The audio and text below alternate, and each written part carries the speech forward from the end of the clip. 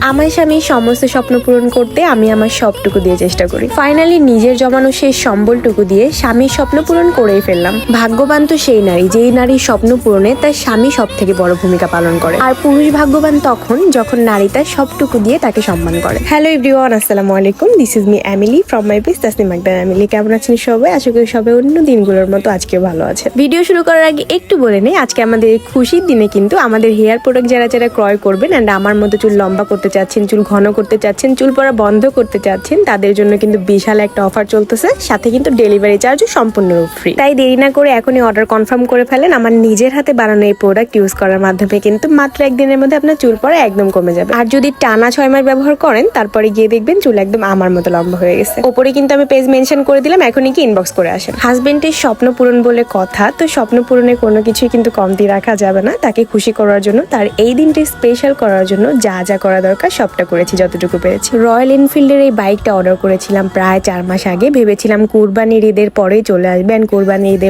ওকে surprise করব, but কুরবানি ঈদে আসেনি আনফরচুনেটলি। আর এর মধ্যে অলরেডি আমি আপনাদের ভাইয়ার কাছ থেকে এই সুন্দর ঝুমকাটা, এই পায়েলটা আর 16 Pro Max এর এই ফোনটা অলরেডি গিফট পেয়ে গেছি, কিন্তু আমি তাকে কোনো কিছু গিফট করতে পারিনি। খুবই আফসোস লাগতেছিল, নিজের কাছে খুবই খারাপ লাগতেছিল, বাট কিছু করার ছিল না। অনলাইনে বাইকটা বুকিং দেওয়া থেকে শুরু করে তারপরে এই 4টা মাস অপেক্ষা, দেন বাইকটা নিয়ে আসা, আমার হাজবেন্ডকে না জানিয়ে বাসা পর্যন্ত নিয়ে আসা, কত যে টাফ ছিল যেটা আমি বলে বোঝাতে পারবো না। আর এই সব কিছুতে আমাকে হেল্প করেছিল আমার বড় ননদের ছেলে। অ্যান্ড ফাইনালি আমাদের সেই কাঙ্ক্ষিত দিনটা চলে আসছে, যেই দিনে আমি আমার হাজবেন্ডকে অনেক বেশি খুশি করতে পারবো, ওর স্বপ্ন, একটা ছোট স্বপ্ন পূরণ করতে পারবো আলহামদুলিল্লাহ। তাই তো আমরা সবাই রেডি হয়ে গিয়েছিলাম খুব সুন্দরভাবে। আর আমার আব্বাজানটাকে ঘুম থেকে উঠে জোর করে ড্রেস পরাই দিচ্ছি, সে তো ঘুমাইতে চাইলে আর উঠতেই চায় না, তো ওকে উঠাই নিয়ে রেডি করাই দিয়ে আমি রেডি হয়ে চলে আসছি।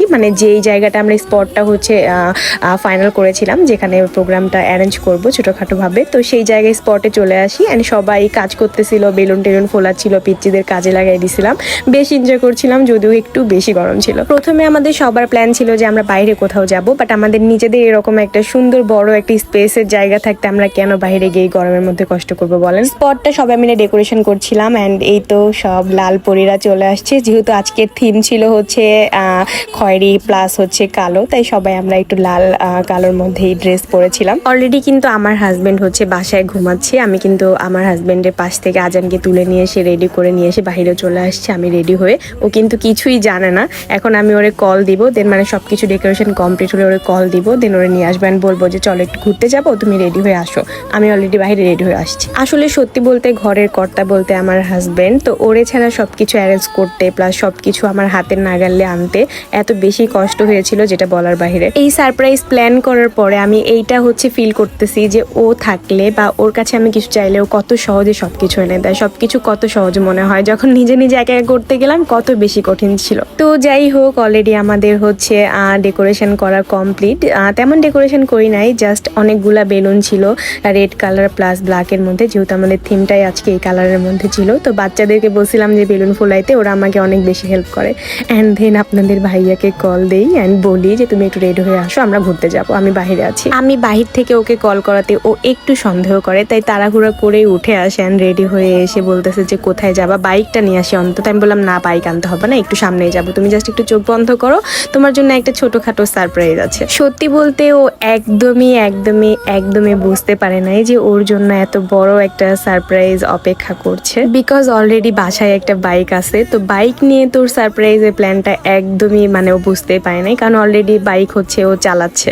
তো যাই হোক, ওকে স্পটে নিয়ে আসি আমি খুব কষ্ট করে, যদিও লম্বা ওর চোখটা ধরতে আমার খুবই কষ্ট হচ্ছিল। আলহামদুলিল্লাহ আজকে আমাদের এই সকল অ্যাচিভমেন্ট বলতে গেলে সবকিছুই আপনাদের জন্য। আমার হাজবেন্ডের চোখ খুলে দেওয়ার পরে ও একটু গেস করতেছিল যে এটা কি হইতে পারে, বিকজ একটু বোঝাই যাচ্ছিল যে এটা বাইক, বাট কি বাইক এটা হয়তো বা ও এখন পর্যন্ত বুঝতে পারেনি। জানি না মনে মনে ও কি ভাবছে বা কি ভেবে বসে আছে যে কি হতে পারে।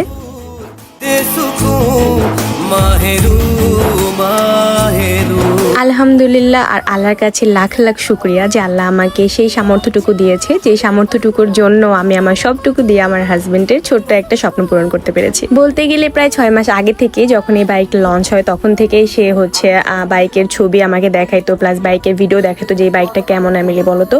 আমি বলতাম যে না, আমার এই বাইক ভালো লাগে না, আমার R15 এই টাইপের বাইকগুলো ভালো লাগে, মানে সিট অনেক বেশি উঁচা হবে বা অনেক বেশি বড় হবে গাড়ি, এই টাইপের গাড়িগুলো আমার ভালো লাগে। বাট ওর কাছে এই গাড়িটা অনেক বেশি মানে পছন্দের ছিল। আমি বলার আগেই যেমন আমার সকল ইচ্ছা সে পূরণ করতে একদম এক পায়ে দাঁড়িয়ে যায় বা সবটুকু দিয়ে চেষ্টা করে, আমিও চেষ্টা করেছি আমার হাজবেন্ডের ছোট্ট একটা স্বপ্ন পূরণ করতে। রয়্যাল একটা ভাব কিন্তু আসতেছে। যাই হোক, বাইকটা থেকে রয়্যাল এনফিল্ডের ম্যাটিউরের এই মানে ম্যাটিউর না কি জানি, আমি জানি না, ডিটেলস বলতে পারলাম না কারণ বাইক সম্পর্কে আমার তেমন আইডিয়া নাই। আমার বড় ননদের ছেলে আমাকে হেল্প করেছে সবকিছু করতে। না হলে সত্যি বলতে বাইক বুকিং দেওয়া প্লাস হচ্ছে ঢাকা থেকে বাসা পর্যন্ত নিয়ে আসা, এইগুলো কিছুই আমার পক্ষে একা একা সম্ভব ছিল না। এইদিকে আমার আব্বা জানটা তো অনেক বেশি বেলুন পেয়ে এত বেশি হ্যাপি ছিল, কোলেও থাকতে চাইতেছিল না। অ্যান্ড হচ্ছে মোমবাতির এই ইয়াটা দেখে অনেক বেশি ভয় পায়। আর আমার আব্বা জানের কেক অনেক বেশি পছন্দ, তাই বলতে গেলে সে কেকের পেছনে দৌড়ায়। কেক কাটা থেকে শুরু করে হচ্ছে সে কখন ওই কেকের মাঝখানে একটা রেড কালারের একটা চেরি ছিল, ওইটা কখন খাবে তার জন্য দাঁড়িয়ে ছিল। পরে ওর বাবা ওরে ওইটা খাওয়ায় দেয়।